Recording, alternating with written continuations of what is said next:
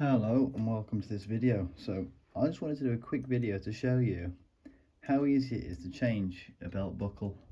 So this is my belt. It's now got this buckle on, but it used to look a bit like that with the silver buckle. Anyway, buckle failed, sort of sheared, and it was popping out, and so we don't want that when you're out and about. Anyway, bought this brass buckle off eBay. Didn't cost much, actually. It might have been Amazon. I think it was about £13.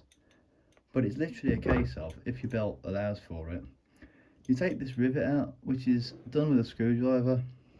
So you unscrew that, this piece comes off, you take this off and you replace it with that, and it's dead simple. And I've made a video on this before. I recommend you look after your belts with some leather conditioner. I've used that Open Off stuff.